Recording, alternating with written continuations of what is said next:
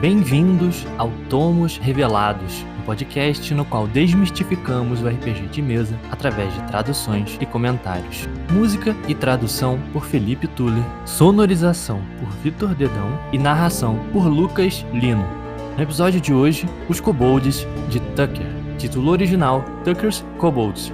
Editorial escrito originalmente por Roger E. Moore na revista Dragon, edição número 127, volume 3, número 6, publicada originalmente em 2 de novembro de 1987. O editorial deste mês é sobre os Kobolds de Tucker. De vez em quando recebemos cartas pedindo conselhos sobre como criar aventuras para personagens de níveis altos em AD&D. E os Kobolds do Tucker parecem se encaixar perfeitamente nessa proposta. Muitos personagens de níveis altos não têm muito o que fazer porque não se sentem desafiados. Eles bocejam diante de um tarrasque e precisam ser mantidos acordados à força quando um lich aparece. Os mestres envolvidos não sabem o que fazer, então acabam ignorando o problema, e os personagens caem no limbo dos personagens. Chegar a níveis altos é difícil, mas fazer coisas interessantes depois de chegar lá é ainda pior. Um dos principais problemas no design de aventuras é criar oponentes que consigam desafiar personagens poderosos. Monstros únicos como tarrasques e liches são fáceis de enfrentar em grupo. A equipe pode concentrar seus poderes no alvo até que ele caia morto com as patinhas para cima. Tentar criar monstros mais poderosos do que um tarrasque é declarar derrota. Se o grupo matar seu super monstro, o que você vai fazer depois? Chamar a mãe do monstro? Isso não funcionou com Beowulf e provavelmente também não vai funcionar aqui. Pior ainda, supermonstros individuais raramente precisam pensar. Eles apenas usam sua confiável e previsível sequência de ataques. Garra, garra, mordida. Isso não deveria ser o padrão de qualidade de uma campanha. Esses jogos perdem força porque não oferecem desafios aos jogadores, nem estímulo mental, nenhum perigo real. Em todos esses jogos que eu já presenciei, os piores, os mais horríveis, os mais terríveis inimigos que enfrentamos eram, muitas vezes, mais fracos do que os personagens que lutavam contra eles. Eram apenas seres bem armados e inteligentes, interpretados pelo mestre de maneira a serem absolutamente implacáveis e astutos. Os Kobolds de Tucker eram exatamente assim. Tucker mestrava uma masmorra incrivelmente perigosa na época em que eu estava destacado no Forte Bragg, na Carolina do Norte. Essa masmorra tinha corredores que transformavam todos os nossos burros de carga em demônios flamejantes gigantescos, ou que lançavam o grupo inteiro em piscinas de ácido. Mas os demônios pareciam brincadeira de criança se comparados aos kobolds de nível 1. Esses kobolds eram apenas kobolds normais, com 1d4 pontos de vida e tudo mais, mas eles eram malvados. E quando eu digo malvados, eu quero dizer maus mesmo, Jim. Eles se formaram magna cum laude no Instituto Sauron para criminosos cruéis.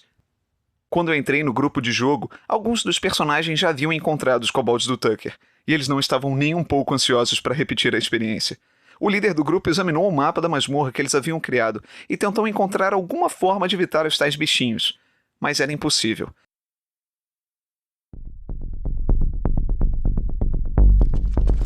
O grupo se resignou a tentar correr pelo nível 1, até alcançar os elevadores, onde poderíamos descer ao nível 10 e enfrentar monstros aceitáveis, como os demônios flamejantes gigantescos. Não funcionou. Os kobolds nos alcançaram cerca de 18 metros dentro da masmorra. Trancaram a porta atrás de nós e a barraram. Depois incendiaram o corredor, enquanto ainda estávamos nele. "Não!" gritou o líder do grupo. "São eles! Corram!" Encorajados dessa forma, nosso grupo disparou por um corredor lateral, apenas para cair numa emboscada de mais kobolds, disparando bestas leves através de frestas em buracos nas paredes e no teto. Kobolds com armadura de metal e escudos lançavam coquetéis molotov contra nós, por trás de grandes montes de entulho em chamas, que outros kobolds empurravam adiante com longas hastes de metal, como se fossem vassouras. Não havia dúvida, aqueles kobolds eram maus. Viramos a cabeça para o nosso líder em busca de orientação. "Ah!" ele gritou, levando as mãos ao rosto para não ter que confrontar a realidade da situação tática.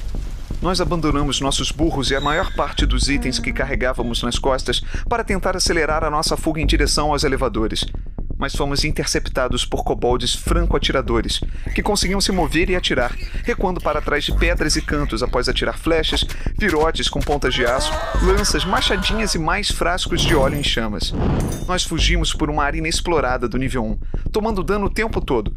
Foi aí que descobrimos que os kobolds haviam transformado o primeiro nível num verdadeiro formigueiro de túneis pequenos, para conseguirem se mover mais rapidamente.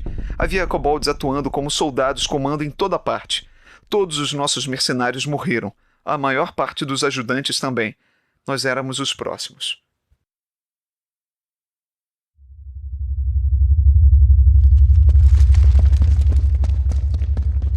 Eu lembro que havia um mago de nível 12 conosco. E pedimos a ele para lançar alguma magia. Detona eles! Gritamos enquanto corríamos. Bola de fogo neles! Acaba com esses filhos da puta! O quê? Nesses corredores estreitos? Ele gritou de volta. Vocês querem que a gente exploda junto deles? Nossa fuga desesperada nos levou a um corredor sem saída, onde um imenso tubo de ventilação descia direto rumo a uma escuridão indescritível, muito além do nível 10.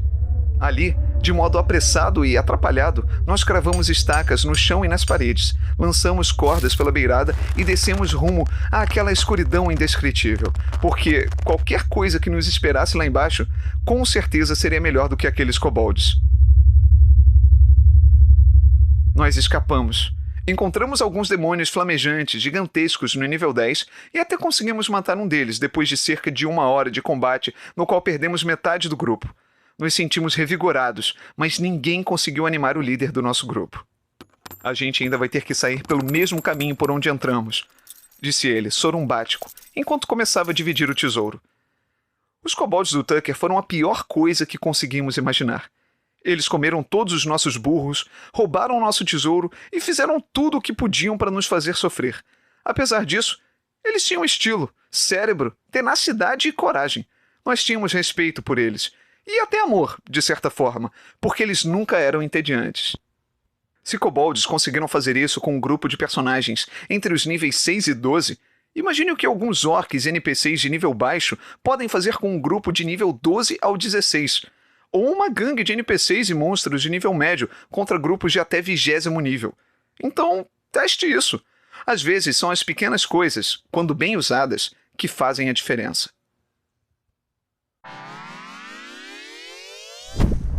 Salve, salve pessoal, aqui é o Felipe. E aqui é o Mink. Sejam bem-vindos a mais um episódio de Tomos Revelados, de volta com o nosso amigo Mink. Fala, Mink, que saudade de gravar contigo, cara. Nem faz tanto tempo assim, mas, pô, que saudade. Pois é, cara, pô, parece que passou mó tempão. A vida real tá cruel, cara. Meu Deus, esse meio do ano é sempre uma loucura. E não foi diferente esse ano, cara. Mas tamo aí. Mais um episódiozinho, sábado, cafezinho na mão, coisa boa, né? Exatamente.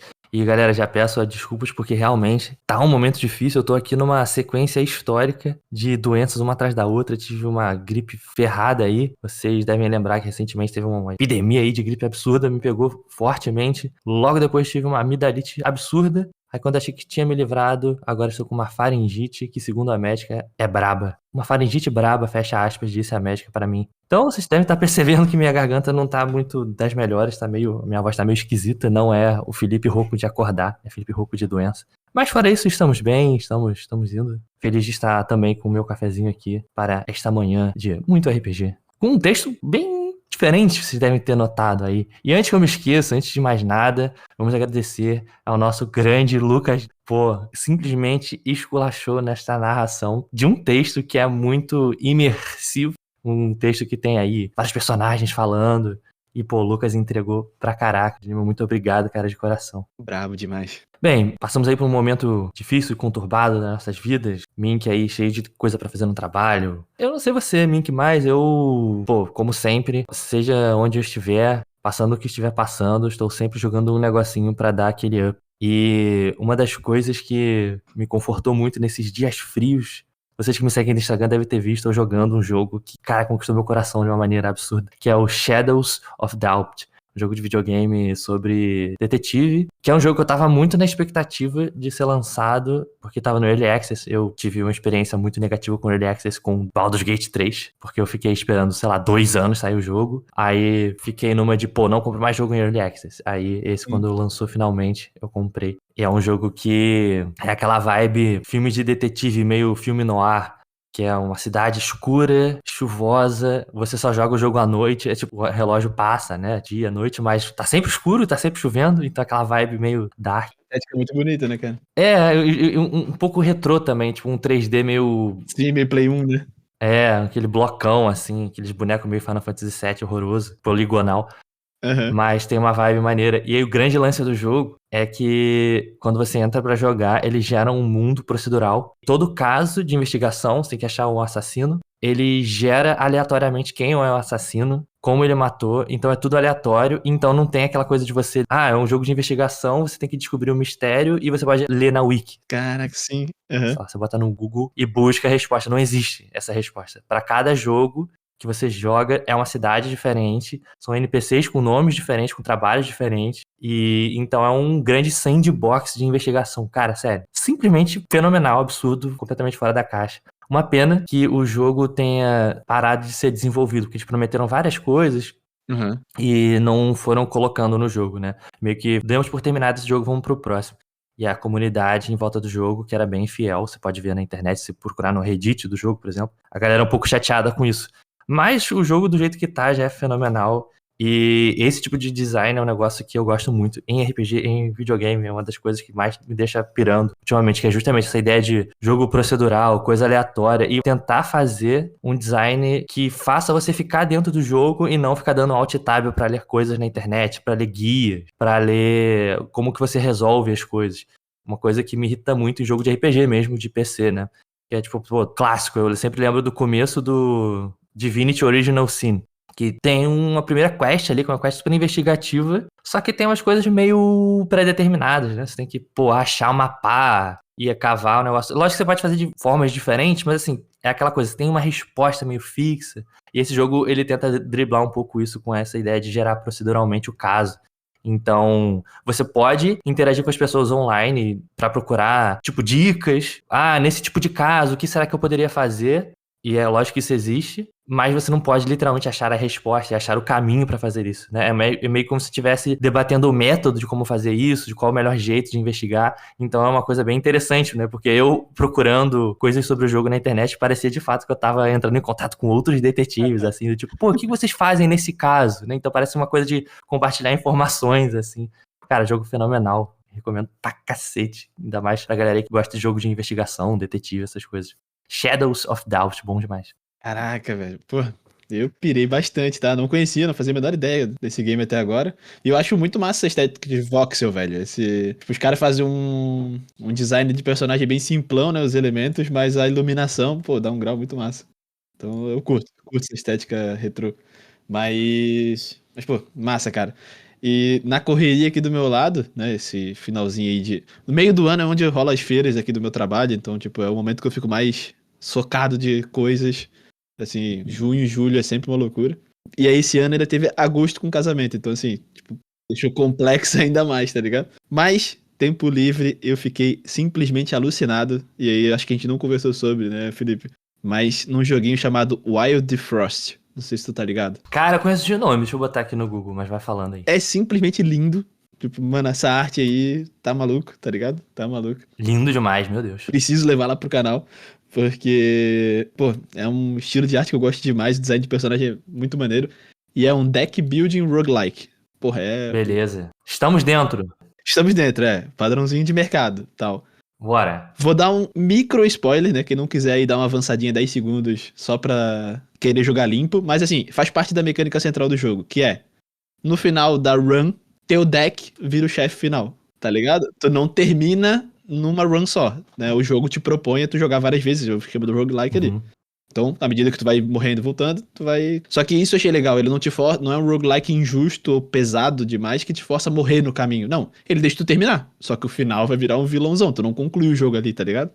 Tem certas coisas que tu precisa jogar várias e várias vezes pra te, tipo, começar a coletar coisas, aprender coisas, e aí tu entender como superar esse rolê do vilão final, que daí, enfim...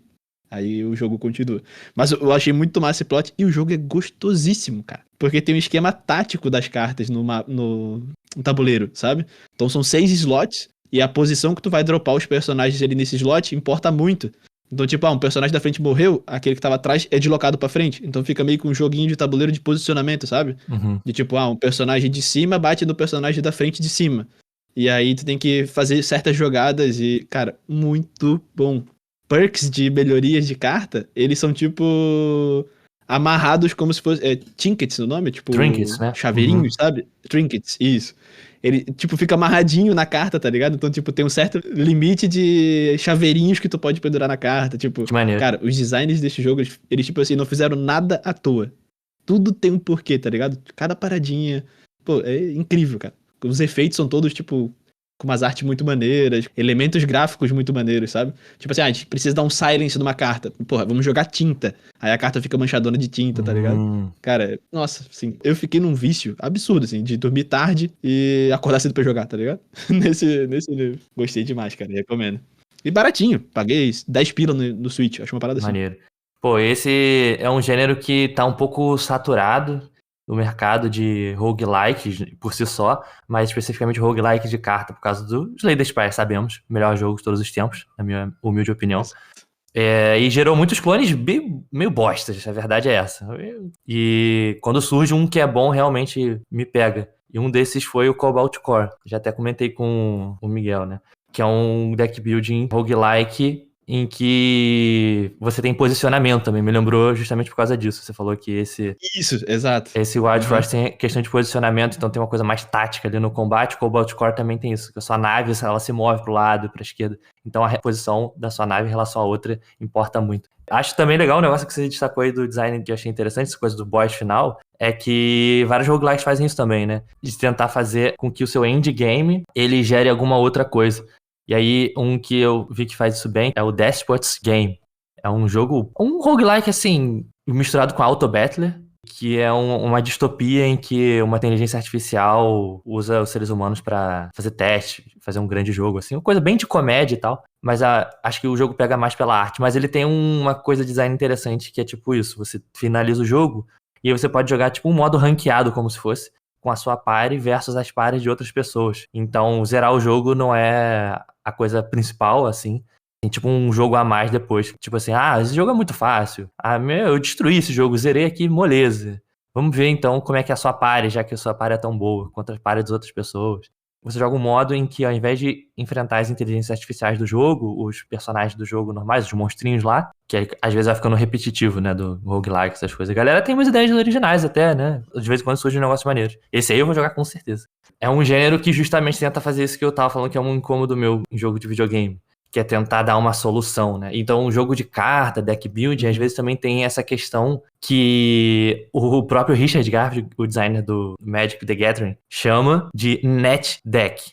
Era um termo mais usado antigamente no Magic, na época do fórum, em que fóruns de internet eram mais famosos, em que as pessoas compartilhavam as listas dos decks, e aí as pessoas ganhavam o campeonato, botavam os decks do meta, né? Então, o famoso meta-jogo, do tipo, esse é o deck do meta, joguem com este deck. Então, esses auto-battler, esses jogos de geração aleatória, geração procedural, pra mim eles solucionam um pouco esse problema, que então você não tem como obter todas as cartas a todo momento, você não pode comprar a carta certa e montar o melhor deck, você tem que jogar com o que é melhor no momento, o que joga melhor contra o time dos adversários, essas coisas.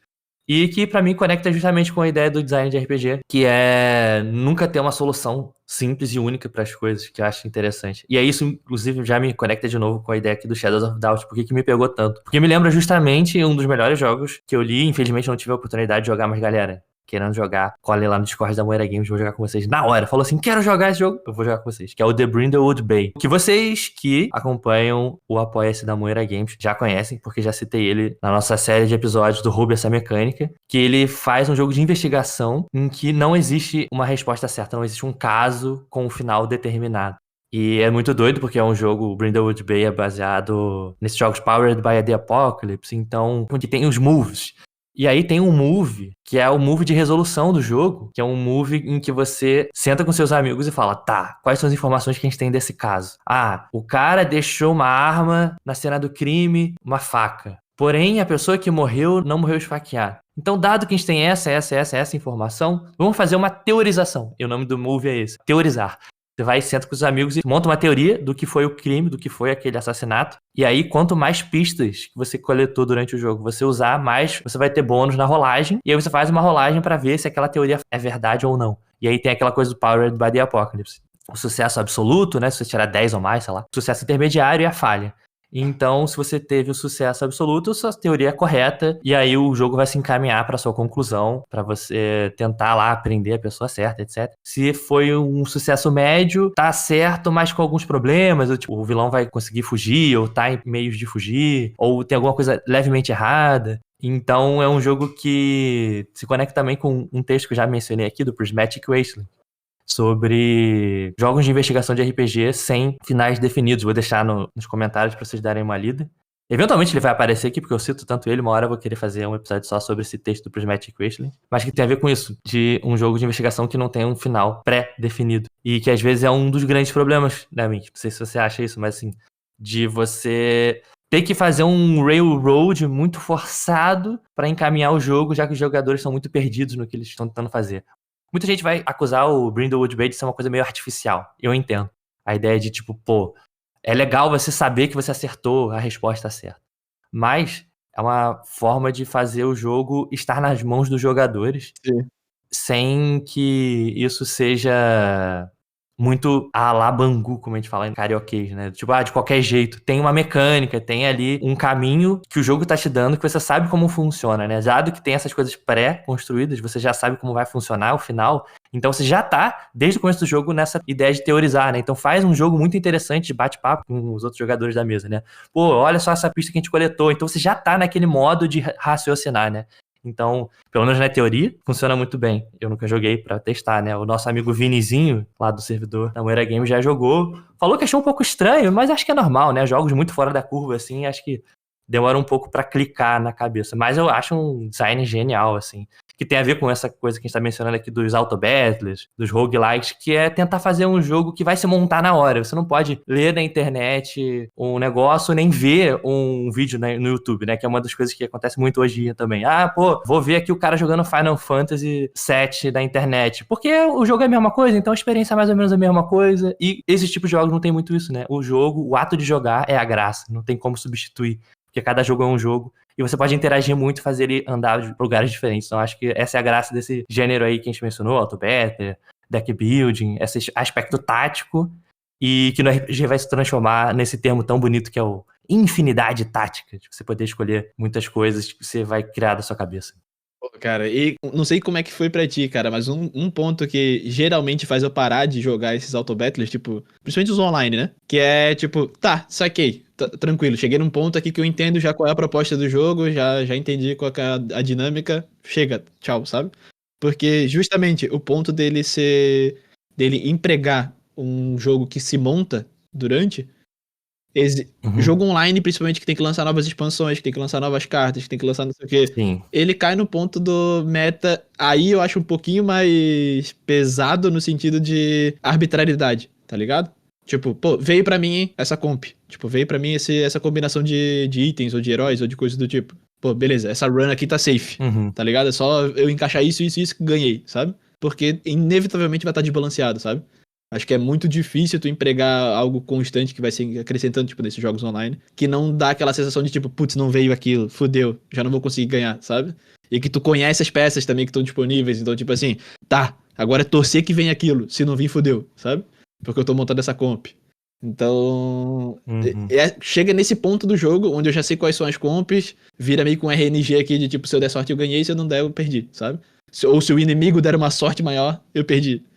Todo jogo que tem fator sorte leva um pouco pra esse caminho, mas eu acho que o grande pulo do gato dessa ideia, desse design, é que dentro dessa aleatoriedade toda tem um controle muito forte das suas escolhas, do caminho que você vai fazer, né? Então, tipo... A agência é tua, né? Os melhores jogadores de poker, por exemplo, os melhores jogadores do Hearthstone Battlegrounds, que é um jogo que eu jogo diariamente, assim, tem muito essa percepção muito diferente do jogo. É lógico que tem... Isso aí que você falou é verdade. Você tem que surfar na onda. Isso é fato. Você não tem como decidir, vou jogar... Pegou a primeira carta. Essa carta aqui é do baralho de feras. Vou fazer feras. E vou ficar esperando. Não tem como. É impossível. Porque é isso. Pode acontecer de não vir o bagulho e você não jogar. Então tem toda uma questão de tipo, pô, essas cartas são as cartas-chave. Veio essas cartas-chave, beleza. Aí você pode pegar o resto, vai encaixar mais ou menos ou não. Então, eu não sei, cara. É um negócio que eu acho muito fenomenal. Eu entendo que também pra gerar graça tem que ficar gerando variedade, né? E aí, de novo, entra o negócio do design que acabou caindo muito no D&D, e que vários desses jogos chupam mesmo de design de RPG, né? Que é a coisa da build, né? Do como que, por exemplo, D&D 3.0, 3.5, D&D quinta edição, quarta edição também. Segunda edição, se você quiser forçar a barra, mas então tá introjetado no D&D, que é essa ideia de um jogo que precisa de variedade, né? Então, no deck building tem a questão de, bota mais cartinha. O meta tá resolvido, as pessoas estão fazendo as mesmas cartas, os mesmos decks, então vamos mudar um pouco as cartas.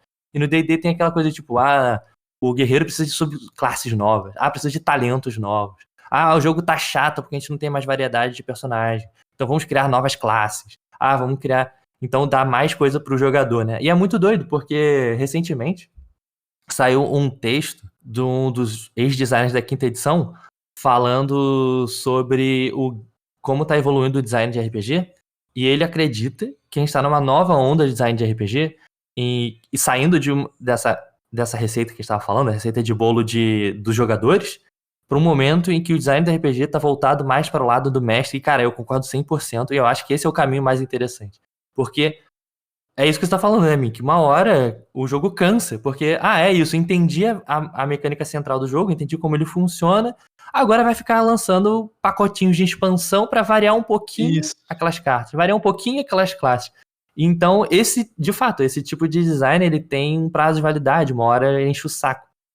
E aí o Mike Meredith escreveu esse texto falando, então, que a nova onda de design de RPG, que ele acha que é o futuro, e eu concordo, são jogos que vão dar mais ferramentas para o mestre e não ferramentas para os jogadores. Então, que esse design de inflar muito opções de jogadores, classes novas, poderes novos para jogadores, é uma coisa que é interessante, vai continuar existindo, mas que os novos designers estão tentando fazer uma coisa mais voltada para o mestre. E que, vocês que acompanham o Thomas sabem que eu reclamo disso o tempo todo, o quanto que o design de D&D é um negócio jogado pro mestre. O mestre não tem parâmetros.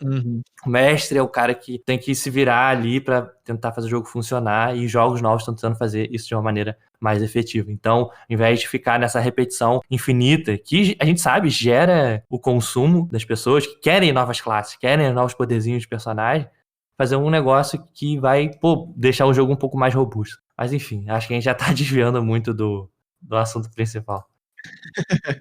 Não, e eu fiquei de cara de como casou mesmo com o tema, cara. Porque enquanto eu tava lendo esse lance dos Kobolds de Tucker, eu ficava pensando justamente nesse aspecto de, tipo, do rejogo, sabe? De, tipo, o quanto tu entender como funciona um Kobold, tipo, ou como funciona aquela dungeon, perde a graça à medida que tu joga uma campanha por muito tempo, sabe? Então, acho que demos uma tangenciada boa, mas casou ainda com o tema do que a gente vai trocar ideia.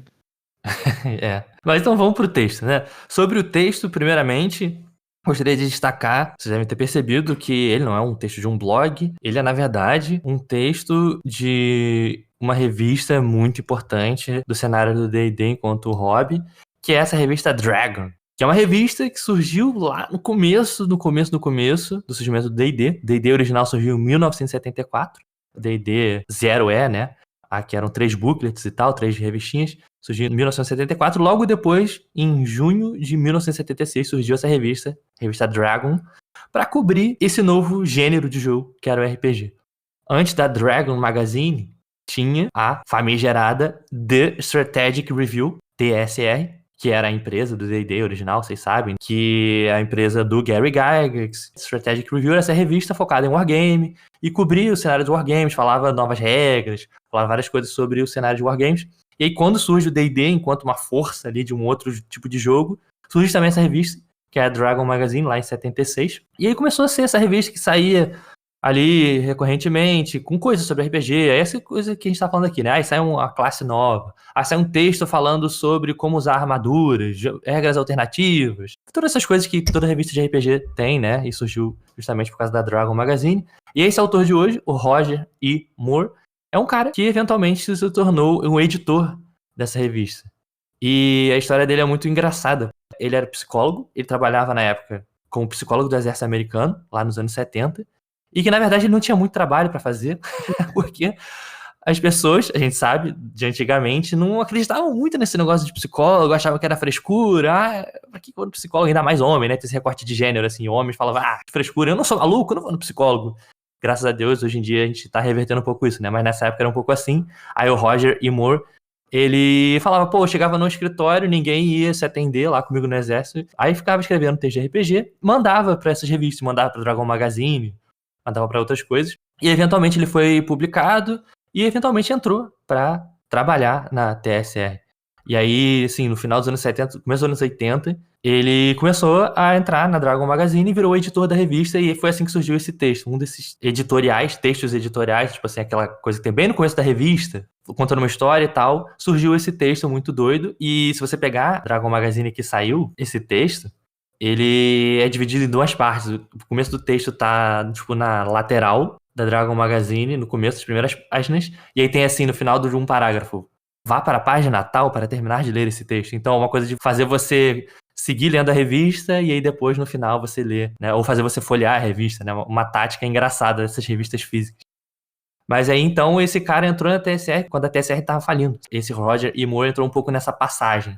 Ele entrou na segunda edição do D&D, aí ele fala de uma experiência que ele teve muito doida de entrar numa empresa que tinha milhares e milhares de pessoas, que foi reduzida para apenas centenas de pessoas. E várias coisas do jogo foram cortadas da TSR, mas a TSR continuou lançando a revista. Então a revista foi uma coisa que perdurou. A TSR, enquanto empresa do Gary Gygax, ela deixa de ter o D&D como sua, mas a revista permanece da empresa original do D&D. E aí ele segue publicando essa revista, saía várias coisas lá nessa revista, e ele era o editor-chefe por muito tempo. E o que é muito legal também é que logo depois que ele entra para ser editor da Dragon Magazine, ele, na verdade, vai ser editor de uma outra revista, que é inclusive uma revista que eu tenho bem mais afeição, assim, que me pega bem mais, que é uma revista chamada Dungeon. A revista Dungeon era uma revista que surgiu para lançar módulos e aventuras para D&D e outros sistemas, mas circulando D&D e tal. E aí já é um produto que me apetece bem mais, assim, acho bem mais legal, que é você pegar material de jogo mesmo para mestrar. Então, toda Dungeon Magazine tinha 3, 4 aventurinhas pra você jogar, e eu acho isso fantástico. Inclusive, eu já mestrei uma aventura dessa Dungeon Magazine, da Dungeon Magazine 25, especificamente. Não tem uma capa muito charmosa, infelizmente, mas uma aventura chamada The Standing Stone of Sundown. Mas enfim, produtos maravilhosos dessa época em que a gente tinha revistas físicas, bons tempos. Não faz muito mais sentido hoje, mas então era dessa época, da época em que se lançava essas revistas mensais, semanais às vezes, que você ia na banca comprar, uma coisa até um pouco nostálgica. Eu peguei um pouco isso quando era criança, mas hoje em dia não faz muito mais sentido, né? Tudo isso migrou pro online. Cara, eu sempre ouço a galera falando da cena da RPG e falando dessas revistas antigonas e bate uma certa tristeza de não ter participado da cena, tá ligado? Porque gostava muito dessa época que tinha as revistinhas. Pô, conheci Pokémon, tá ligado? Do GBA, através de uma revistinha, tá ligado? Uhum. Então, ir na banca, assim, olhar revistinha de jogos e coisas do tipo, eu gostava muito, mas, infelizmente, na minha região aqui, RPG não entrava. Mas, cara, tem rolado um resgate, tá? Só comentando isso, tem certas empresas e comunidades aí que estão resgatando de propósito revistas como forma de compartilhar conteúdo pra ter esse senso nostálgico e ter um material físico ali, não ser só um blog que tá lotado aí nas caixas de e-mail de todo mundo e um monte de site e tal. Então, quem sabe não é um resgate que volta aí pra cena do RPG também, algum brazuca escrevendo de novo e publicando revistas de RPG. Acho que pode não estar tão distante, né? Pô, isso me lembrou que recentemente teve um financiamento coletivo da revista Herói, comemoração de 30 anos, que era uma dessas revistas falando sobre, pô, sei lá, Cavaleiro do Zodíaco, Marvel, DC, mas falando sobre a figura do herói, assim. Eu tinha várias dessas quando eu era moleque. Eu lembro que eu ganhei, inclusive, de um aluno do meu pai que tava doando. Tipo, não quero mais essas revistas. Chegou lá em casa do nada, umas 200 revistas dessa Herói. É uma revistinha bem pequenininha. Sim. Eu lembro das capas, eu boto no Google e fico olhando, caraca, essa eu tinha. Pô, é muito maneiro mesmo, né? Coisa do material físico, pra mim, ainda me pega muito. Tem um apelo, né, cara? É. Sempre gosto de ter o material físico do RPG que eu vou jogar. É, também, pra mim também. Inclusive, um que eu quero muito jogar presencialmente é o His Majesty The Worm. Já tô até conversando, mexendo meus pauzinhos aqui pra galera do Rio jogar comigo. Porque, né, pô, His Majesty The Worm usa, ao invés de dados, usa cartas de tarô. Eu quero pegar as cartas de tarô, embaralhar, tá ligado? Ter aquela experiência tática ali. Total. Pô, a revista tem isso também, né? Acho muito maneiro. Inclusive, pô, uma das minhas experiências mais fortes de RPG foi comprando o 3DT na banca de jornal. Tava até contando isso ontem pro meu amigo Saulo, do Monte Arcano. Que, pô, comprei a R$10, sabe? Um livro de RPG na banca de jornal. Tava saindo do dentista, aí passei numa banca, meu pai queria comprar, sei lá o que na banca, um jornal, não sei. Aí eu fui lá olhar a parte da nerdice, pô, os mangá, os quadrinhos, e aí lá tinha 3DT, aquela capa azul. Comprei e, pô, aquilo fez minha infância de uma maneira, cara. Nem existe mais o meu manual 3DT porque ele ficou todo destruído de tanto que eu jogava com aquilo. Enfim, pô, bom demais essa época de revistinha, de banca de quadrinhos, essas coisas. Salve, pessoal! Aqui é o Felipe do Futuro, interrompendo essa transmissão para dizer que se você está curtindo o nosso episódio de hoje e quer ajudar o projeto do Tomos Revelados a seguir em frente, considere então a dar aquela força lá no Apoia-se. É só entrar em apoia.se/MoiraGames e escolher uma modalidade de apoio que faça sentido para você. Tem apoio lá que custa só R$5 por mês e de quebra você ainda desbloqueia algumas recompensas exclusivas que só os nossos apoiadores têm acesso, como cargos exclusivos no Discord, acesso aos nossos episódios exclusivos para apoiadores e muito mais. Aproveito essa oportunidade, pessoal, para já agradecer bastante a todos vocês que já são apoiadores da Moira Games, independente do valor. Isso dá aquela força extra pra gente continuar fazendo nosso projeto, mostra que vocês gostam do que a gente tá fazendo. E cada vez mais a gente vai se aproximando da nossa primeira meta, que é pra gente conseguir pagar os custos de produção do podcast, contratando um editor profissional e, quem sabe, finalmente tirar um pouco do peso das minhas costas, porque acho que dá pra imaginar que gravar, editar um podcast dá muito trabalho. Então qualquer ajuda é sempre bem-vinda e por isso mesmo deixo aqui mais uma vez um agradecimento muito especial pro Lucas Lino, que gravou o áudio desse episódio, a narração super legal, super profissional. Espero que vocês tenham gostado. E, bem, como sempre, pessoal, se você não consegue apoiar a gente financeiramente no momento, você também pode ajudar deixando um comentário, um like nesse episódio no YouTube, uma avaliação de 5 estrelas no Spotify ou compartilhando esse episódio com seus amigos nas redes sociais. Isso ajuda demais o nosso projeto. Seja como for, muito obrigado por estar ouvindo esse episódio e muito obrigado também por seguir nessa jornada conosco. Agora, sem mais delongas, de volta para a aventura de hoje.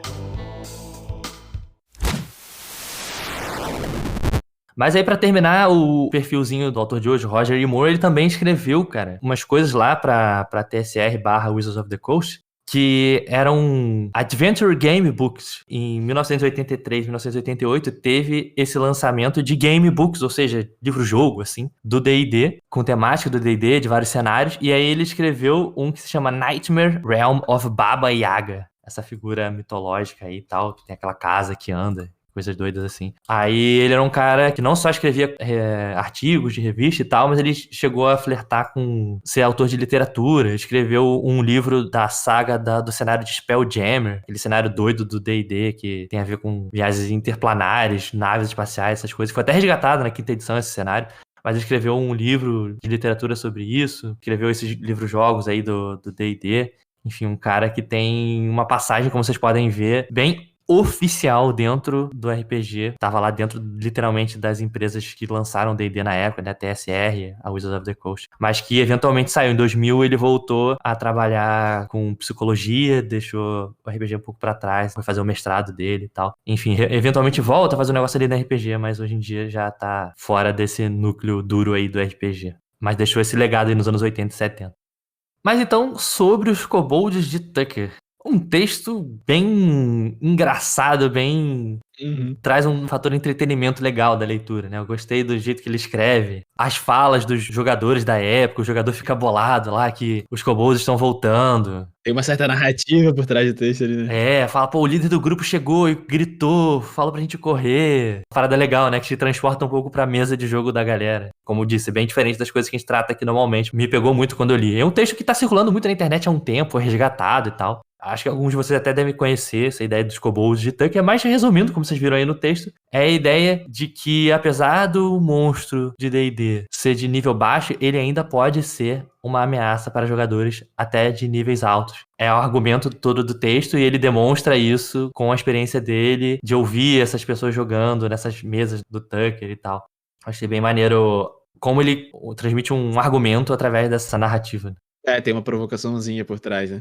Quando eu li, a primeira sensação foi, pô, acabou rápido, né, cara? Queria que tipo, fosse um pouquinho mais complexo, tipo, um pouquinho mais longo, tá ligado? Pra poder ler por mais tempinho, porque tava muito bom. Quando chega no finalzinho ali, daquela provocação do líder, de tipo, pô, mas a gente vai ter que voltar por aquele caminho. Eu falei, porra, tá acabando já o texto. Mas textinho muito bom, mas ele ressoa bastante com o dragão de 16 pontos de vida que a gente já falou por aqui, lista pra monstros, espada mágica mais um. Então são vários textos que se combinam em certos discursos, porque eles provocam a gente pra olhar pra esse elemento básico, né, de jogo. E como usar ele de um jeito criativo e interessante, né? Tipo, um design assimétrico, né? Não ficar naquela proporção padrão de jogo, de ter um jeito certo. No nível 1 você mata ratos, no nível 2 você mata gore, tal.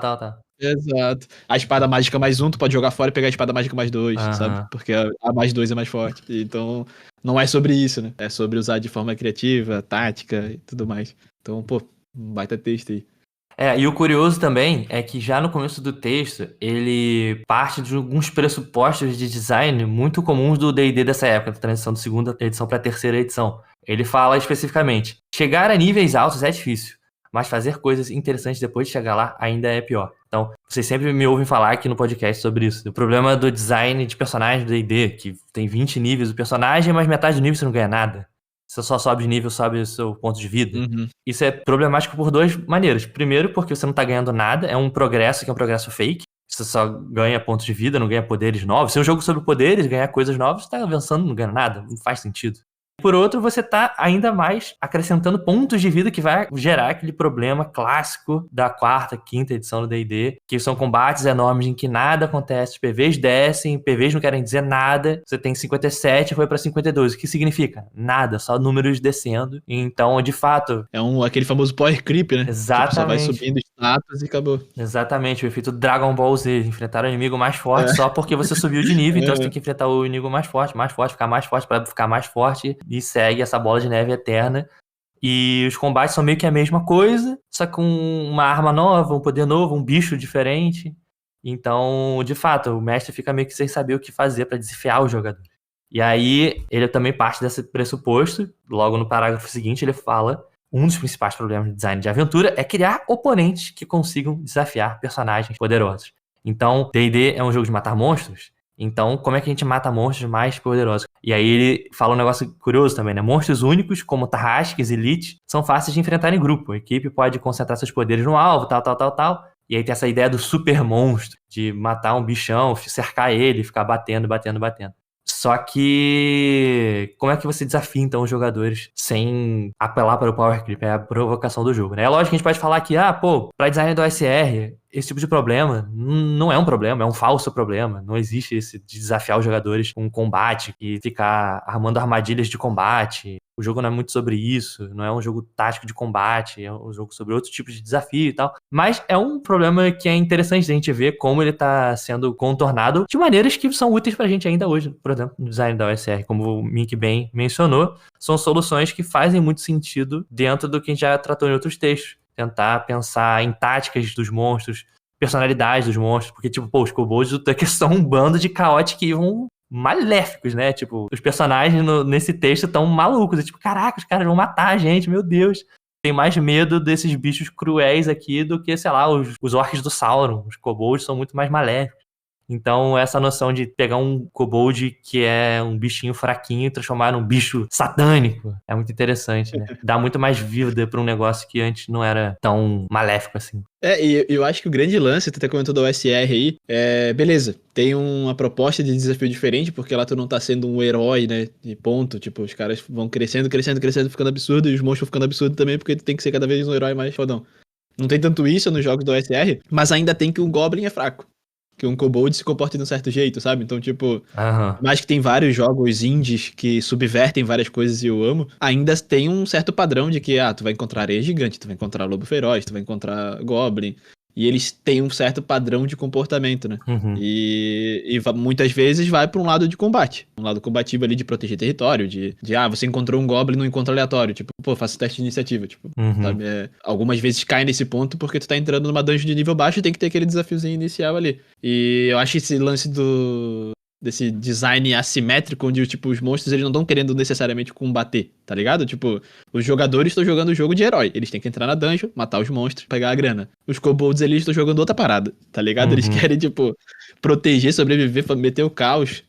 extrair recurso, tipo, eles não estão querendo lutar, tá ligado? Em nenhum momento ali eles comentam, tipo, de um combate direto, né? Tipo, pô, não, eles trancaram a gente numa porta, meteram o molotov e queimaram a gente com tudo lá dentro. Uhum. Pô, a gente descobriu uma série de túneis parecendo um formigueiro e todos os nossos mercenários morreram, sabe? Perdemos metade da galera.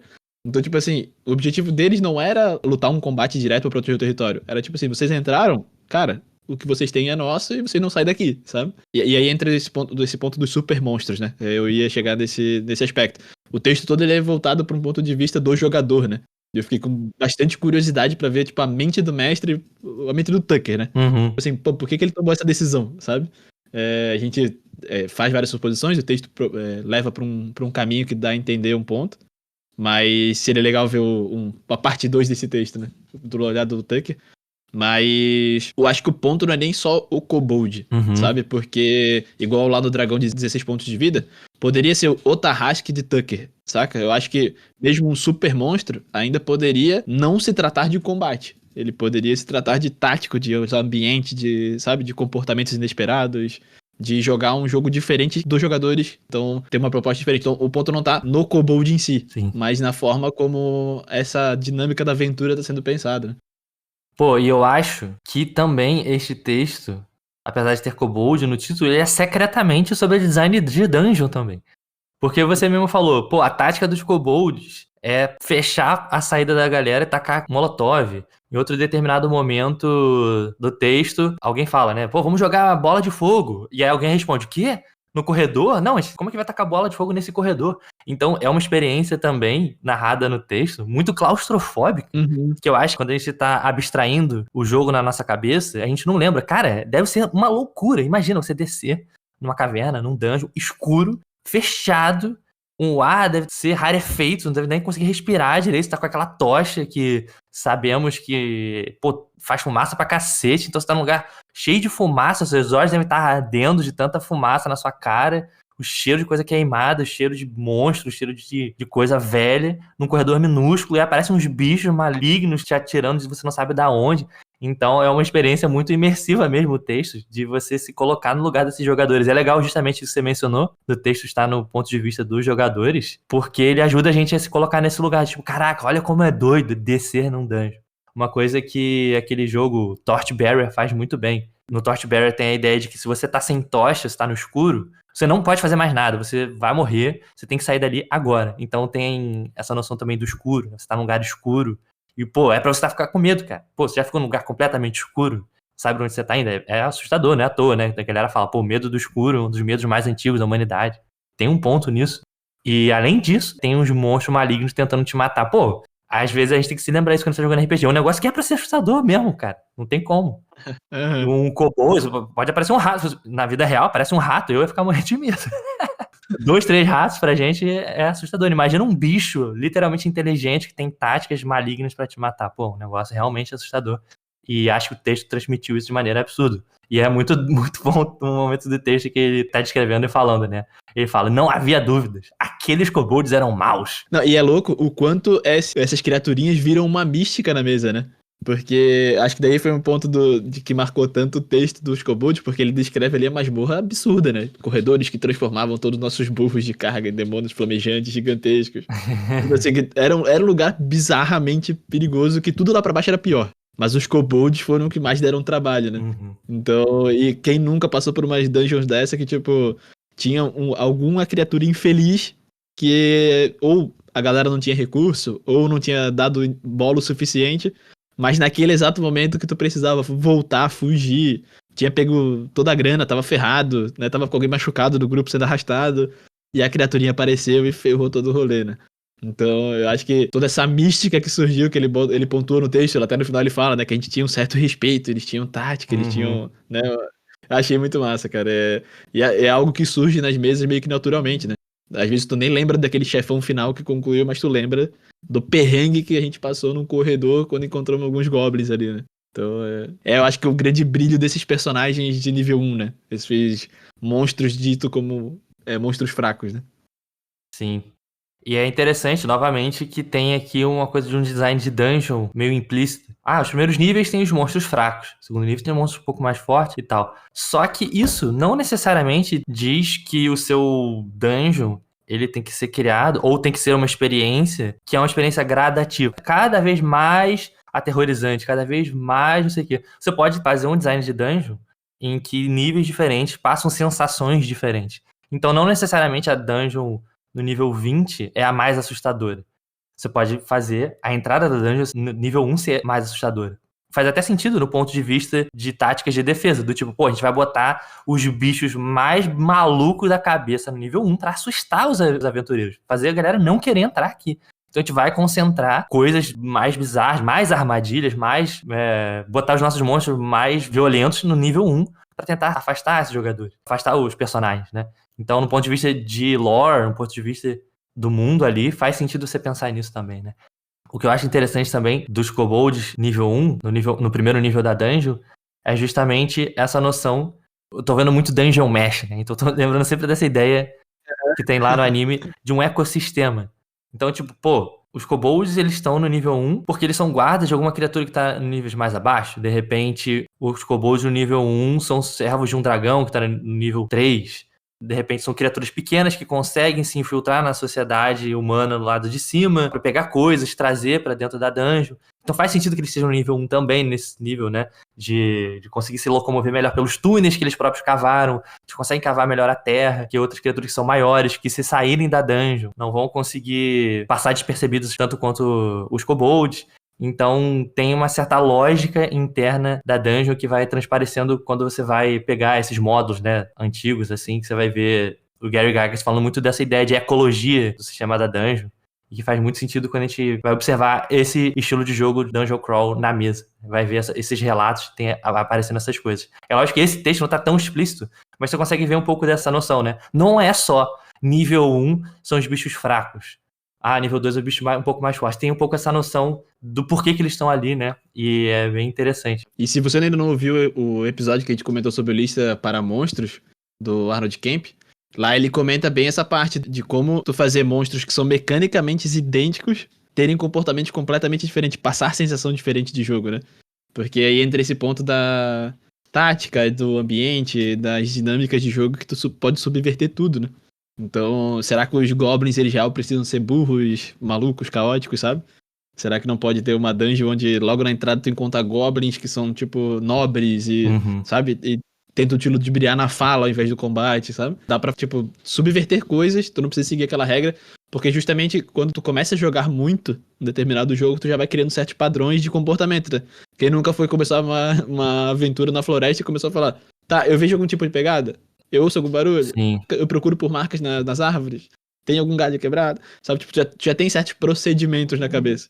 E acho que o legal do mestre é, tipo, em alguns momentos subverter isso pra gerar uma dinâmica de jogo diferente, né? Principalmente em níveis altos, que é o que a galera já vai estar ainda mais acostumada, né? Nesse texto me pega muito a sensação de medo. Eu acho que, lendo o texto, medo é uma das táticas dos kobolds. Independente do que eles estão fazendo, gera medo nos jogadores. Sei que o Miguel tem especialmente uma afeição, digamos assim, por insetos, né, Mick? Porra, aí é foda. O cara vai dar gatilho sábado de manhã, cara. E, bizarramente, o personagem do Mink, das primeiras mesas que a gente jogou juntos, morreu pra uma aranha, né, cara? Foi, Não cara. é inseto, né? Eu sei que é diferente a aranha, não é inseto. Mas assim, está ali na mesma categoria de bichinhos rastejantes esquisitos. Escrotos. Cara, eu dei esse super azar. E foi o primeiro personagem meu, tipo, jogando RPG mesmo que morreu, tá ligado? Foi justamente com uma aranha, de sacanagem. Mas, real, cara, que tecnicamente são ditos como monstros fracos também ali, monstros de níveis iniciais, né? Insectoide e tal, uns bichinhos mais tranquilos. Mas, cara, eu acho nojento demais. Eu, real, vida de aventureiro, cara, se fosse no mundo real pra viver disso, eu estaria ferrado, tá ligado? Estaria ferrado demais. Ia no máximo ser o mercenário que fica na entrada da caverna pra ajudar a galera a trazer de volta pra vila, tá ligado? Mochileiro. Mas, cara, eu fiquei pensando no bagulho do texto, cara. Enfim, o resumo dele, toda essa lógica de tipo, enquanto tua aventura tá focada numa matemática ali, né? De ter um caminho fácil e tal. Um caminho fácil, um caminho difícil, um monstro inicial, um monstro final. Tipo, tu tem uma certa linearidade, né? Os jogadores vão saber meio que como comandar. Vou entrar lá dentro, vou bater no monstro fraco, depois bater no monstro médio, depois eu mato o chefão que é fortão. Então tu já tá meio que nesse sentido. Agora, quando tu bota os kobolds que a galera se preparou um monte na vila, juntou um monte de bagulho, tá indo explorar. Na entrada eles já perdem mercenário, grana, um monte de coisa e se jogam num túnel ali, que nem ele falou, né? Até quando ele tá descrevendo que eles se jogam num túnel de ventilação, eu pensei, pô, os kobolds vão cortar essa porra, tá ligado? Vão cortar a corda e os caras vão cair. Que daí a galera se joga pra dentro pra se salvar e depois, na hora de sair, ficam tristes de tipo, mano, a gente vai ter que passar pela entrada de novo, sabe? Então, subverte tudo. Mas eu fiquei pensando na logística disso, sabe, Felipe? Eu queria ver tua opinião também, tipo... Tá, é incrível na teoria, pô, a explicação dos jogadores foi incrível, mas o que tá passando na cabeça do mestre nesse momento? Tipo, o mestre vai precisar ser um estrategista, então? Ele tem que ficar, tipo, gerenciando trocentas informações, o Kobold 1 se deslocou por aqui, foi pra lá. Como é que, tipo, fazer esse bicho de nível 1 funcionar como o Tucker fez? De ter, tipo, uma série de logística, túneis e não sei o quê, e a entrada ser super complexo, comportamento. Tipo, pra isso funcionar de forma inteligente, o mestre tem que ser um super gênio ou tá muito mais no design da aventura que tu tá escolhendo, sabe? Porque o que deu a entender ali é muito aquela mesa que o mestre personalizou tudo, né? O Tucker meio que criou a aventura ali, tá indo na mente dele, né? Mas eu imagino que nem toda aventura vai seguir esse princípio, né? Uhum. Aí quando a gente entra em critério de design é muito pessoal, eu acho. Não tem como dar respostas certas. Também não sei se eu sou a melhor pessoa pra dizer isso, de qual seria a melhor resposta. Mas, pô, pensando junto do texto, eu acho que é uma combinação dos dois, né? Que eu disse, pô, é ao mesmo tempo design de monstro e design de masmorra. E como a gente sempre fala aqui nos textos que a gente vai tratar desses dois assuntos, eu acho que não tem como separar muito as duas coisas.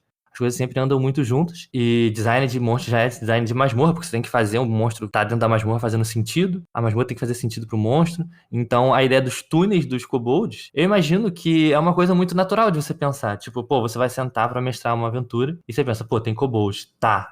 Kobolds são bichos pequenos.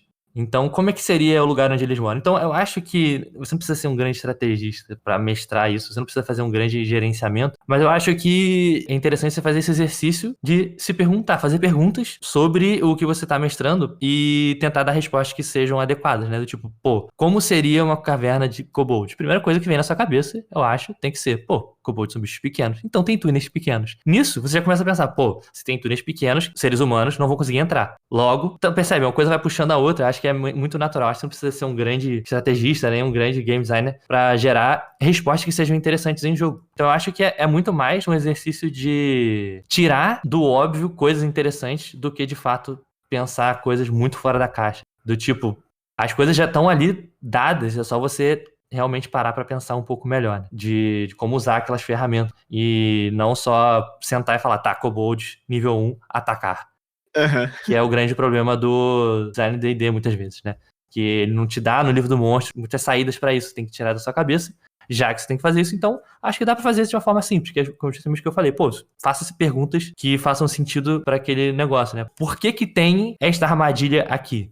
Uma coisa que às vezes não acontece muito no design quando a gente tá parando pra pensar, né? Por que tem uma armadilha de alçapão aqui? Quem colocou isso daqui?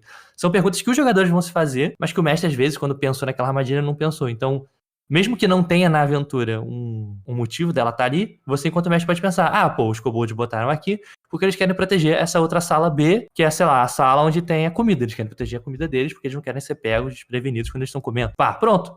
Mas aí, tentando também ir pro campo que acho que foi uma parte da sua pergunta, que é a questão tática, né, de contabilizar onde estão os kobolds, etc, etc. Eu acho que dá muito trabalho, realmente, você ficar contabilizando. Sala 2 tem 37 kobolds, e eles se moveram para a sala 3, então agora tem 17 aqui, e 10 aqui, e 5 ali. Então, eu acho que você pode fazer uma questão mais abstrata, né? Eu acho que uma tática que às vezes eu uso. É tipo, eu vejo, quantos kobolds tem na aventura no total? Tem 43. Beleza. Então, tem 43 kobolds no dungeon incompleto. Apareceram 3 aqui, aí você anota no papel, 3 kobolds saíram do total, então tinha 43, agora tem 40. Então, nessa sala, que é mais próxima, faz sentido que tenha menos. Então, o processo inverso, né? Ao invés de você ficar contabilizando como se fosse um jogo de tabuleiro secreto, né, atrás do escudo do mestre, mexendo as peças, é meio que fazer uma contabilização inversa. Tá, Morreram 3. Logo, nessa sala tem menos 3. Processo inverso. Não sei se faz sentido o que eu tô falando, mas na minha cabeça e no meu jogo funciona muito assim. Em vez de você contabilizar pormenorizadamente, você fazer uma contabilização do total. Faz sentido? Pô, perfeito, cara, perfeito. Não, eu fiz essa provocação justamente por isso, porque às vezes lendo o texto parece que o Tucker é um gênio e, porra, fazer toda essa gestão de comportamentos de kobolds é tipo, nossa, super complexo. E não, eu também prefiro muito mais esse esquema de tipo, o ambiente é esse, os seres que vivem ali são esses, e de acordo com as decisões dos jogadores ou de como é que tá o rumo da sessão, o comportamento vai mudar, né? Então os kobolds não vão se comportar da mesma forma se a galera entrar lá no meio da noite ou se eles entrarem, tipo, sei lá, no meio do dia e vão ter mudanças que podem ser sutis, né? Podem ser narrativas. Não precisa estar num papel escrito certinho. Não, se eles entrarem ao meio-dia, os kobolds vão estar comendo ou caçando, sabe? Tipo, não precisa ter esse nível de pormenor. Mas aí eu já queria puxar um próximo gancho, que é tipo, isso não pode gerar um risco de virar tipo o ogro quântico, tá ligado? Uhum. De um comportamento, já que é tão emergente, já que os kobolds são tão implacáveis, não pode ser que eles virem tipo, eles têm completa vantagem no ambiente, não tem brecha, e aí o mestre tá meio que imputando vontade dele Uhum. usando os kobolds, saca? Uhum. Porque não, eles são implacáveis. Aqui tinha um túnel e vocês não viram, sabe? Aqui na sombra tinha essa armadilha. Sim. Eles montaram isso na volta, vocês não tinham visto, sabe? Eles passaram no corredor, não tinha armadilha, aí no tempo deles voltarem, tem uma armadilha ali agora, sabe? Porque eles são ardilosos. Isso não é um perigo de acontecer? Cara, boa, era um complemento que eu ia fazer até. Tipo assim, você pensa, kobolds são maus, são implacáveis. Eu acho que pra isso fazer sentido, do ponto de vista do mestre, como acho que todo bom trabalho do mestre é fazer o mundo fazer sentido por si mesmo. Então, tipo assim, você anotar o que você quer fazer com os kobolds e não fazer eles serem reativos no sentido de, tipo, vou mostrar que eles são implacáveis para os jogadores, em relação aos jogadores. É tentar pensar no que faz sentido neles à parte, né? Do tipo, acho que o bom design de NPC passa muito por aí também. Do tipo, você criou um NPC que você quer que ele seja melancólico. Ele quer que ele seja preguiçoso. Um bom exemplo é o NPC que apareceu na nossa última mesa de Kern. Estava jogando Kern em segunda edição. A gente estava jogando no cenário Willow, o micro cenário lá do Lazy Lich Loot. E tem o NPC que é um NPC preguiçoso. Acho que o Miguel vai lembrar dele, que ele foi meio marcante. Então, tipo assim, antes de começar a sessão, eu pensei, tá, o Ranger do Rio, ele é preguiçoso. Então ele age assim.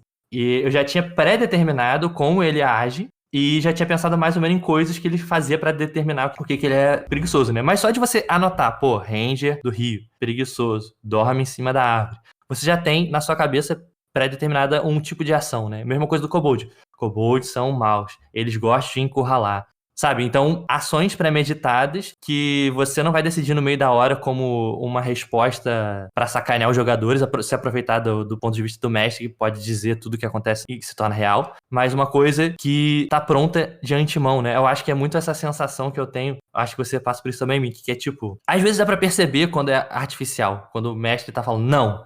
Tipo aquela brincadeira do dono da bola, né? Não, agora a regra mudou, é assim porque eu quis. É muito difícil esconder isso, né? Uma boa forma de você transparecer isso é botar parâmetros claros pra quando eles chegarem lá. Então uma boa forma de fazer isso é rumores também, né? Pô, esta caverna tem kobolds que são mal. Esta caverna, os kobolds são especialmente...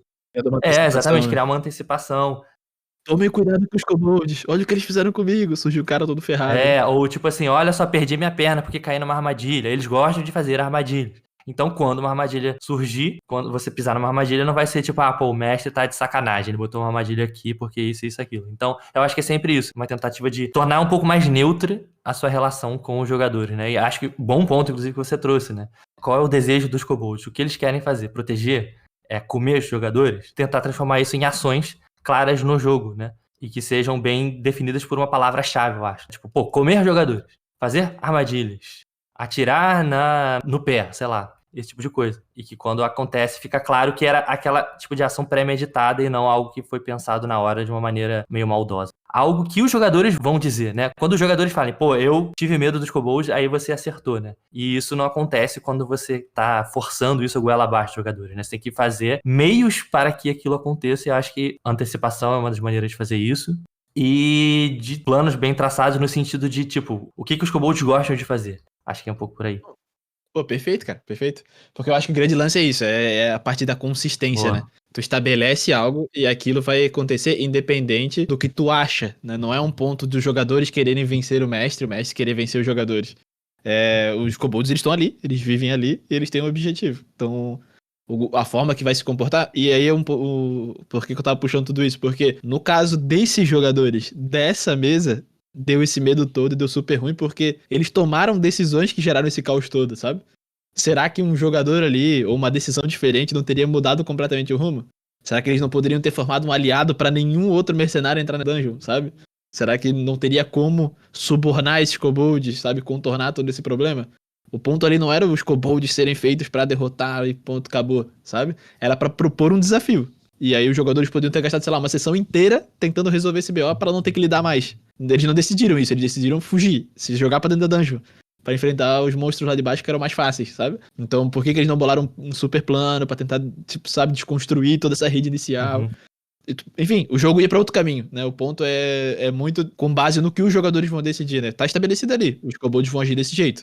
Como os jogadores vão lidar com isso, faz parte do jogo. Né? Ouvindo você falar, eu fiquei pensando uma coisa também, que essa quebra de expectativa, nesse texto, é muito forte a ideia de que os jogadores têm uma expectativa de que D&D igual matar monstros fracos igual fácil. Exato. Então, é justamente, acho que a grande genialidade daqui, dentro desse parâmetro do que é um jogo de D&D, subverter a ideia de que combate é a resposta para as coisas. Que pra gente, que joga OSR, é uma coisa dada, mas que na época que esse texto saiu e que o D&D estava se encaminhando cada vez mais para ser um jogo de matar monstros e menos dessa questão de exploração e tal, faz muito sentido a gente ver um texto em pessoas se surpreendendo de que foi difícil matar kobolds. Porque os kobolds são inteligentes, usam táticas tão complexas ou até mais complexas do que os jogadores estão pensando, né? Não basta só clicar no botão de ataque para sempre e resolver os problemas. É isso, né? Palmas para os kobolds de Tucker, que estão tentando fazer algo além disso.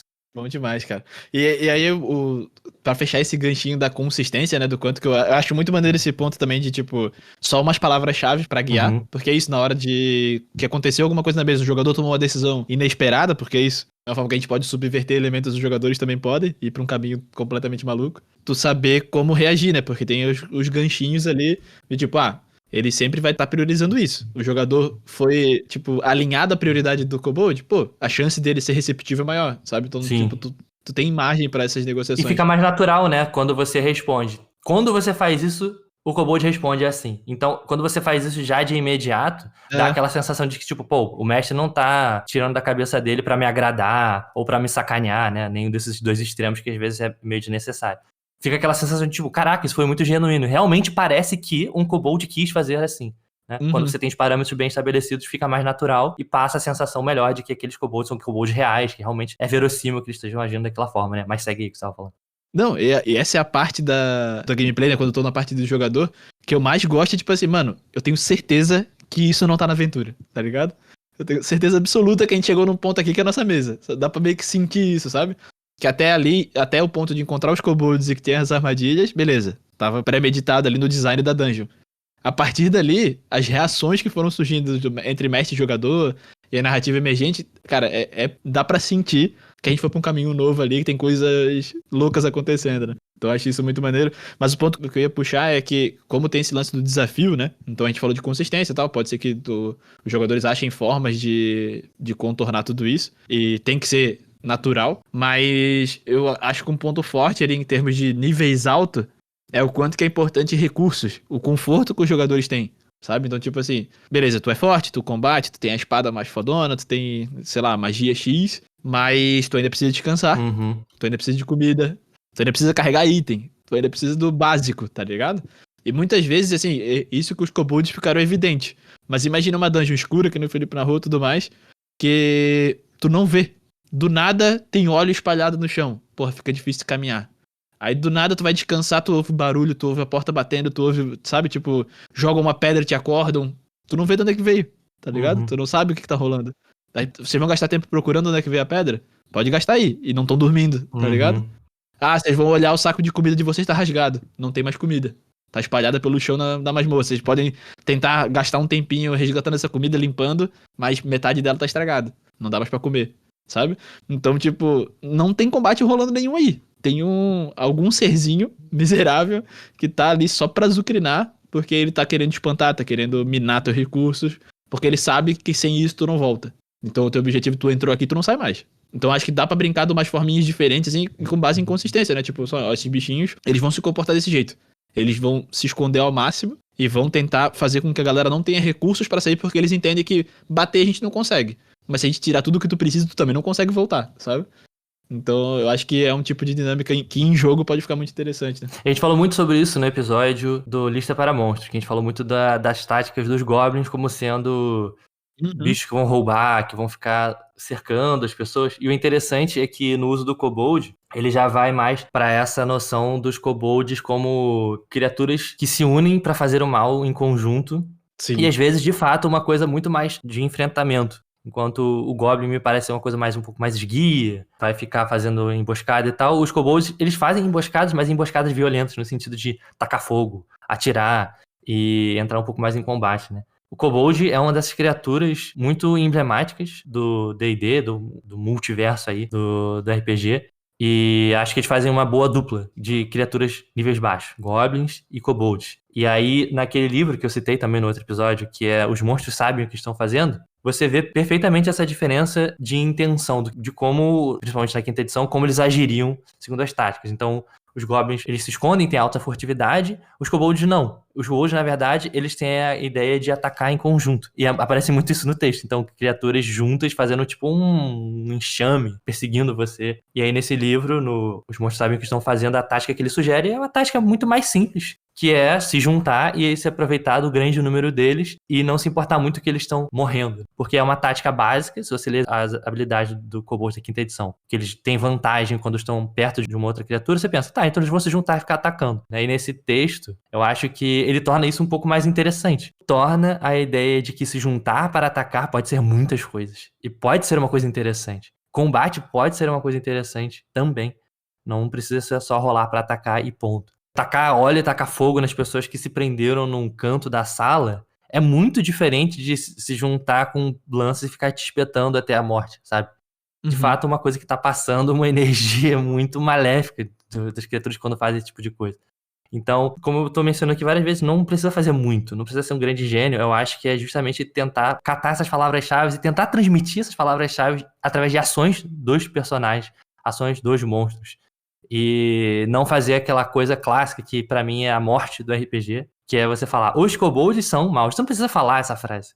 Você tem que demonstrar isso de alguma forma através do jogo, e esse texto faz isso perfeitamente. E, tipo, os jogadores têm que falar isso, não você, né? É o momento do texto que, pra mim, é o momento chave, que é, e aí os jogadores se deram conta, estes kobolds são maus. Porque a partir das ações dos monstros, os jogadores perceberam isso. Então eu acho que quando isso acontece, é um sinal de que você acertou, sabe? Ah, beleza, agora eu acertei. Os jogadores falaram isso. Era mais ou menos essa palavra que eu tinha em mente. Quando acontece esse encaixe, eu acho que o design passou bem, né? Então eu acho que é um bom exercício a gente fazer, né? A partir desse texto. Pô, quero que meus monstros sejam engraçados, sei lá. Coisa fácil de fazer, um pouco mais palatável, assim. Então, quais tipos de ações esquisitas os seus monstros, sei lá, os slimes estão fazendo que são engraçados? Como tornar slimes, como tornar gosmas bichos engraçados? O que elas podem estar fazendo?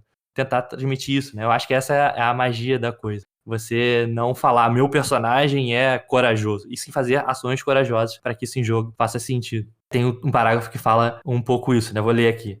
Que fala assim, em todos esses jogos que eu já presenciei, os piores, os mais horríveis, os mais terríveis inimigos que enfrentamos eram muitas vezes mais fracos do que os personagens que lutavam contra eles. Eram apenas seres bem armados e inteligentes, interpretados pelo mestre, aí vem a grande questão, né? Interpretados pelo mestre, de maneira a serem absolutamente implacáveis e astutos. Os kobolds de Tucker eram assim. Então essa ideia de interpretados pelo mestre dessa maneira, né? Então achar a maneira certa de transparecer aquilo que você quer que seja. Inteligente, bem armado, de fato, o Mink selecionou bem essa coisa. De tipo, pô, pode ser perigoso porque pode levar o mestre a pensar que ele pode fazer a coisa do ogro quântico. Falar, não, então vocês caíram no buraco porque os kobolds são inteligentes. Então, eu acho que a questão aqui é, inteligente não é uma boa palavra-chave. Implacáveis também, eu fico meio assim, né? Tipo, tá, então os jogadores não têm nenhuma forma de derrotar eles. É isso, tem que aceitar que vai ser sempre isso. Exatamente. Astutos, implacáveis, inteligentes são qualidades muito abrangentes, muito subjetivas do que são isso. Mas quando você pega coisas mais do tipo isso, pô, engraçado. Engraçado é aquilo que gera a sensação de ser engraçado. terríveis, temíveis. É uma coisa um pouco mais fácil de fazer também, né? O que pode ser assustador? O que você pode tentar pensar que eles podem fazer, tentar assustar? Às vezes é tipo assim, inclusive uma boa palavra-chave acho que poderia ser: acha que é terrível. Um clássico tropo que eu gosto muito, que é criaturas, sei lá, fofinhas que acham que são muito aterrorizantes. Sim. Fácil de fazer e legal de fazer em jogo também, né? Tipo, o clássico, sei lá, um cachorrinho latindo, rosnando. Tipo, ele acha que ele é muito, muito mal, mas ele não é, na verdade. Então passa uma sensação interessante. Então pensar também nas sensações que você quer passar, muitas vezes, em vez de, tipo, palavras-chave meio abstratas, tipo, inteligente, corajoso e, sei lá, valoroso, sabe? O que isso quer dizer na prática, em ações? Não sei. Se você conseguir, pô, parabéns, você é um mestre maneiro, você conseguiu fazer. Esse texto diz que o Tucker era um mestre que conseguia fazer isso, né? A partir de palavras-chave muito mais difíceis de ser desdobradas, né? Mas acho que como um exercício, pegar palavras-chave mais fáceis talvez seja uma boa. Boto fé, é o ponto de olhar pros kobolds e não pensar, tipo, beleza, na minha dungeon eu preciso dos monstros iniciais aqui, vou botar no monstro de nível 1, vou botar 10 kobolds e é isso, sabe? Porque tu tá olhando pra número e que tu precisa daquela gameplay ali de nível inicial. Mas olhar que eles moram ali, tem um propósito pra isso, eles têm um certo comportamento, pra deixar isso interessante, né? Então, é muito real. É que, como eu falei, pegando esses textos de dragão de 16 pontos de vida, espada mágica mais uma, ou lista para os monstros, e esse daqui dá pra fazer um conjuntinho aí pra começar a montar coisas muito mais interessantes e coerentes, né? Que não tá mais voltada no número, mas sim a mesa, a narrativa e tudo mais. E eu gosto que esse texto faz um complemento importante, que é o complemento do exemplo, na prática. Exato, pô, perfeito. Os outros são teorias, esse daqui tá jogando na mesa, assim, tipo, pô, saca só. Justamente essa tentativa da gente aqui de conectar essas duas coisas é importante, porque, como eu falei, muitas coisas desse texto estão meio que implícitas, tipo, práticas de design e práticas de mestragem que não estão tão explícitas assim, e que às vezes não foram nem pensadas pelo cara que tá mestrando ali, mas que dentro da nossa filosofia de jogo aparecem em consonância, assim. Então a gente pode pegar pra gente, né? Ele não pensou nisso, mas eu pensei. Então, conectando esses dois textos, a gente faz isso. Mas aí, cara, uma coisa que eu fiquei curioso é sobre kobold. O que você acha desse bichinho? Você é um fã de kobold? Eu tendo a preferir goblins, mas eu gosto de kobold. Exato. A minha resposta é a mesma, cara. Gosto de kobold, gosto da estética e tal. Já enfrentamos alguns, lidamos com alguns, né, também nesse sentido de que não era só combate. Já teve algumas que eram nesse esquema de tipo, encontramos X kobolds e a gente teve que sentar porrada. Mas teve vários já que era uma família de kobolds e tinha os mais fracos no fundo e tal, tinha um rolê. Ou que eles estavam cultuando algo, ou, enfim, decidindo quem era o rei dali daquela dungeonzinha. Então teve várias situações assim que brincaram com o kobold que eu lembro. Mas, cara, não tem como. Goblin pra mim é um top monstros aí, sabe? Então é muito difícil derrubar desses monstros iniciais, assim. Mas gosto bastante da estética. A estética é uma delícia. O que é doido, né? Porque, famosamente, kobolds não eram dragõezinhos pequenos desde sempre. E uma coisa que eu fiquei muito surpreso quando eu peguei pra ler a primeira vez, anos e anos e anos atrás, o Keep on the Borderlands, essa aventura que a gente jogou, que tinha kobolds, essa que você mencionou, né? Tava dizendo lá, um dos rumores, esta caverna tem homens-cachorro. Aí eu lembro que eu fiquei um tempão, tipo assim, processando. Homens-cachorro? Onde? Tem orc, tem kobold, tem goblin... Onde que tem homem-cachorro aqui? Aí eu fiquei um tempão assim, aí eu fui pesquisar na internet. Caraca, olha só, eles eram meio cachorro. Até aparece no Dungeon Mesh, né? Tem um homem-cachorro lá, que é tipo um kobold do D&D antigo e tal. E é doido ver isso também, né? Como as coisas vão mudando, assim, os designs dos bichos vão mudando. E aí, simplesmente o Mink me manda no privado uma foto do kobold mais bizarra, faz um chihuahua. Caraca, representaram bem, cara. Sarnento, muito bom. Isso tem muito no design lá do Keep on the Borderlands. Que é até um pouco... Pô, tinha uns kobolds mais fracos atrás, a família de kobolds e tal. É um pouco polêmico, porque eu fiz uma adaptação do Keep on the Borderlands, que é tirar as crianças, literalmente. Eram kobolds mais fracos, kobolds menos armados. Mas na aventura original era orcs crianças. Kobolds crianças. Aqui estão as mães, aqui estão os filhotes. E aí tem toda uma questão já bem famigerada dentro da galera que jogava D&D antigamente e hoje em dia, que ainda joga o Keep on the Borderlands, a gente fala, é a aventura clássica que você vai ter que decidir se você vai matar ou não crianças, de kobolds e de goblins, que é uma questão que, enfim, é assunto para uma outra hora, que eu acho que não é bem feito nessa aventura, não é bem discutido no cenário do RPG, essa ideia de matar crianças de monstros, enfim. Mas eu gosto de como o kobold é usado numa outra aventura da terceira edição. Saiu pra quinta edição também. The Sunless Citadel, Cidadela Sem Sol. Que foi uma aventura lançada na terceira edição, que tinha um mote muito engraçado, cara. De volta para a masmorra. porque como sabemos, segunda edição, terceira edição, o Dungeon Crawl não era um estilo mais que apetecia a galera, já era um tipo de jogo que tava saindo um pouco de moda, assim. A terceira edição tentou dar uma revitalizada, não foi muito pra frente, muito, na minha visão, porque não tinha procedimentos para o mestre de Dungeon Crawl, um jogo que era muito mais voltado pra combate, então não deu muito certo. Mas é uma dungeon bem legal, essa dungeon do Sunless Citadel. E tem um NPC icônico demais, demais. Quem jogou essa aventura com certeza vai lembrar, que é um kobold chamado Meepo, M-E-E-P-O. O Meepo é um cuidador de dragão, e o problema do Meepo é que ele tinha que cuidar de um dragão bebê, um dragão azul, se não me engano. E aí ele era um kobold que tinha que cuidar desse dragão bebê que os kobolds pegaram. Só que o dragão fugiu da gaiola lá. E aí o Meepo quer, resgatar o dragão e tal. E ele é sempre um NPC que gera muito engajamento, porque é o clássico bichinho esquisito da masmorra que você se afeiçoa, assim, né? Pelo menos sempre que eu mestrei, rolou essa empatia. Tipo, a aventura fala que você chega num lugar aí, e tem um bichinho chorando debaixo do pano. Quando você tira um kobold chorando, um dragãozinho chorando, aí ele fala, meu problema é que o dragão aqui fugiu, meu bicho fugiu e tal. Dá até pra brincar com a ideia de, tipo, é que eu tinha que cuidar de um bicho, o bicho fugiu. Você não precisa falar que é um dragão, acho que é legal fazer isso também, nunca fiz assim, mas... Aí tem a jaula ali e tal. E aí o Meepo é um NPC que sempre que eu jogo, a galera quer pegar ele de pet, assim, trazer pra party e tal. Eu acho que essas criaturinhas, assim, fraquinhas, de nível baixo, também tem esse potencial que às vezes é muito desperdiçado. Que às vezes é só um bicho mau, kobold NPC, às vezes é legal destacar. E aí eu lembro também de um outro kobold muito icônico, de videogame agora, do jogo Neverwinter Nights. Não sei nem se eu já falei sobre ele aqui, mas é um dos meus NPCs preferidos de jogos de videogame, que é o Deakin. Mesma vibe. Os kobolds têm essa vibe, né, na D&D um pouco mais moderno, que são os dragõezinhos servos de dragões.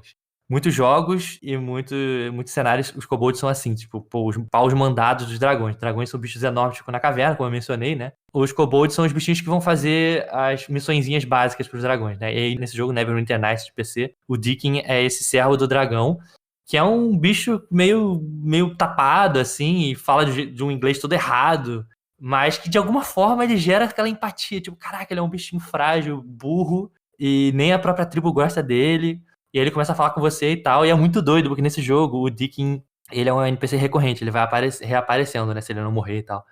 E aí, em determinado momento, ele decide que ele vai virar um bardo.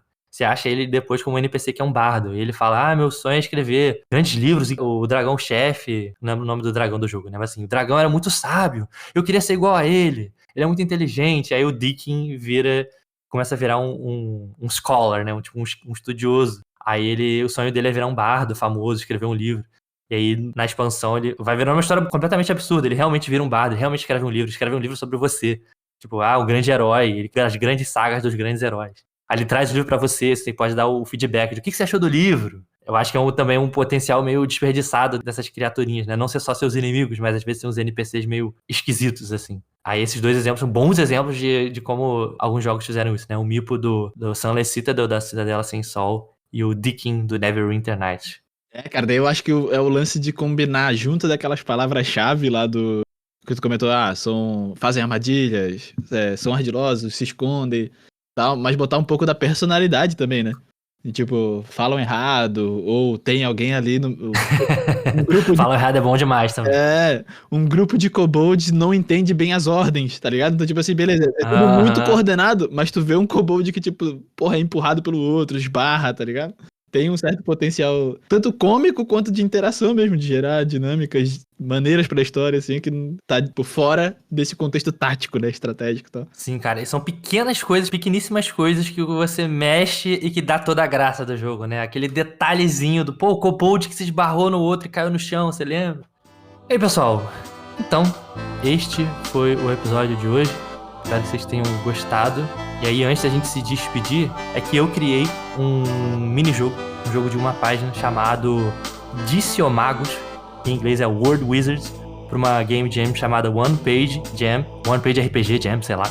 uma jam voltada pra galera criar jogos de uma página, e aí eu criei um jogo que estava engavetada essa ideia há anos aqui no meu Drive, e aí numa postagem que fizeram lá no nosso Discord, eu lembrei desse jogo, peguei pra lançar, que é basicamente a ideia que os jogadores são magos tentando resolver problemas lá de uma maldição mágica que apareceu no mundo, e o grande lance do jogo é que os jogadores, eles, pra castar as magias no jogo, nesse sistema que eu criei, Notícia Magos, eles têm que pronunciar verbalmente frases esquisitas. Então, pra você conjurar magias da escola de evocação, sei lá, pra você castar uma Fireball, pra você castar mísseis mágicos, você tem que fazer um jogo de palavras diferente. Você precisa fazer aliterações, ou seja, falar uma frase que comece todos com a palavra com a letra F. Fogos flamejantes ferem os feios, sei lá. E aí você taca fogo pela mão pra queimar os kobolds feiosos que o Mink passou a imagem aqui. Então, uma outra escola de magia, você tem que fazer rimando. Uma outra escola de magia, você tem que falar a palavra de trás pra frente, uma frase de trás pra frente. Então, essas brincadeiras, assim, fazer um jogo meio cômico a partir das escolas de magia. Tudo em uma página de graça, tá no Itch da Moira. Vai estar no link da descrição, é só baixar. Se vocês jogarem, por favor, me falem as magias que vocês criaram pra jogar esse jogo. Como é que foi? Eu tô muito curioso pra ver pessoas mais criativas do que eu pensando como são as magias que vocês vão usar. Perfeito, cara. Não, e o legal é que é uma premissa de design que dá pra plugar em qualquer parada, né? Então, pô, é um princípio muito maneiro, cara. Tô empolgado pra ver isso mesmo. Sim, cara, eventualmente quero jogar lá no servidor. Então colhem lá pra jogar com a gente. E eu tô um pouco nessa vibe novamente de fazer coisas micro. A gente fez muito One Page Dungeons aí, suplementozinhos, mas agora eu tô querendo brincar com a ideia de pequenos sisteminhas pra, né, ter essas coisas pra jogar rápido. Pra sentar e ser uma coisa meio um party game. Um jogo ali que você senta, em 5 minutos joga um negocinho, em meia hora acabou. Parada meio assim. Aí tem uma outra ideia também, está saindo no forno em breve, mas que tem a ver com culinária, tem a ver com vício em coisas de reality show. E basicamente é fazer um Masterchef RPG de uma página.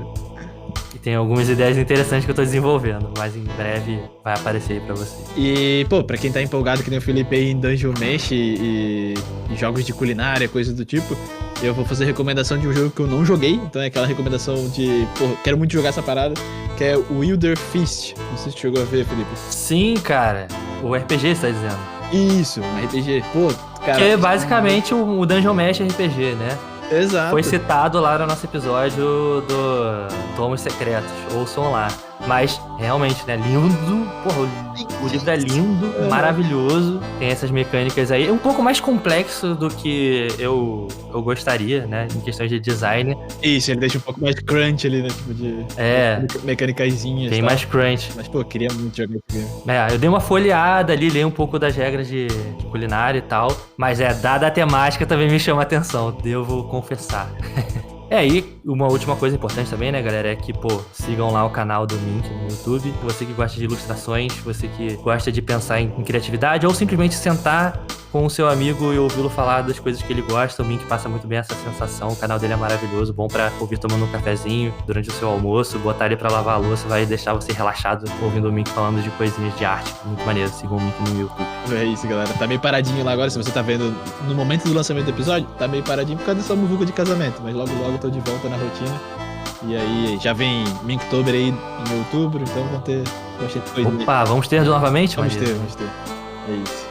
Ideiazinha saindo do papel. Fim de ano geralmente é alegria, né? Fim de ano é, pô, férias, verão, alegria. É isso. Beleza, pessoal. Então, ó, como sempre, deixamos também os canais abertos para vocês que querem sugerir novos textos, querem que a gente discuta alguma coisa em específico. Deixe suas perguntas também lá no canal do Tomos Revelados no Discord. A gente vai estar sempre de olho lá para ver suas indicações, responder as perguntas que vocês têm para fazer. Então, entre em contato com a gente lá também. E, no mais, também, pessoal, um grande abraço. Foi um prazer estar aqui novamente com o Mink discutindo. Sempre bom estar com você, cara. Cara. Bom demais esse papo. E na espera do próximo agora. É isso. Valeu, pessoal. Até a próxima. Valeu, galera. Você acabou de ouvir um episódio de Tomos Revelados. Muito obrigado a todos os nossos apoiadores que fazem esse projeto seguir em frente. Fernando Marques de Jesus, Carlos Castilho, Lucas Castro Lima, Marcos Gonçalves, Gustavo Folleto, Bruno N, João Rafael Coelho Cruz e Souza, Vinícius Garcia, Jorge Nibor, Antônio Machado, Jéssica Vieira, Vinícius Silva Rosa e Rogério Paiva Diniz Júnior.